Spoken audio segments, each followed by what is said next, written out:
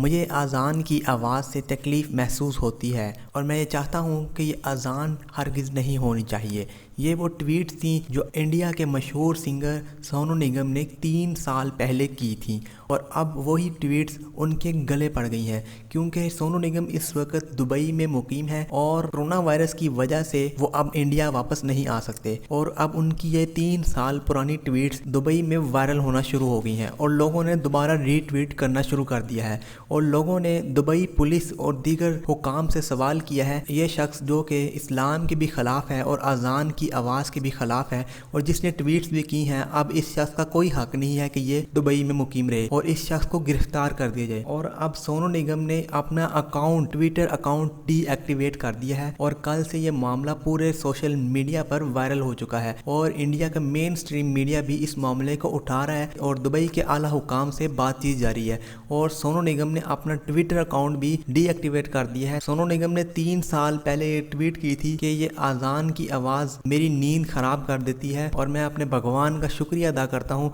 कि मुझे मुसलमान नहीं बनाया। ये ट्वीट्स जो थी ये इंडिया के मशहूर सिंगर सोनू निगम ने की थी, मगर अब यही ट्वीट्स उनके गले पड़ चुकी है क्योंकि वो इस वक्त दुबई में मुकीम है और वो कोरोना वायरस की वजह से इंडिया वापस भी नहीं जा सकते और दुबई की आवाम ने सोनू निगम का जीना हराम कर दिया है और लोगों ने ट्वीट्स पर ट्वीट्स कर दिए। दुबई के आला हुकाम की तरफ से भी ये ट्वीट्स आए थे कि इस शख्स को गिरफ्तार कर देना चाहिए या इस शख्स को दुबई में रहने का कोई हक नहीं है। और जब ये इन आला हुकाम की तरफ से ये ट्वीट सामने आई थी तो उसके बाद से ही ये मामला सोशल मीडिया पर वायरल हो गया था और लोगों ने ट्वीट्स पर ट्वीट्स करना शुरू कर दिए थे और जब ट्विटर पर ट्रेंड बन गए तो सोनू निगम को मजबूरन अपना अकाउंट डीएक्टिवेट करना पड़ा और इंडिया के लोग भी अब दुबई के खिलाफ होना शुरू हो चुके हैं। तो दोस्तों ये सारा मामला इस वक्त चल रहा है और ये तमाम का तमाम मामला अब इंडिया और दुबई के आला हुकाम के दरमियान अब इस मामले पर भी बातचीत शुरू हो चुकी है।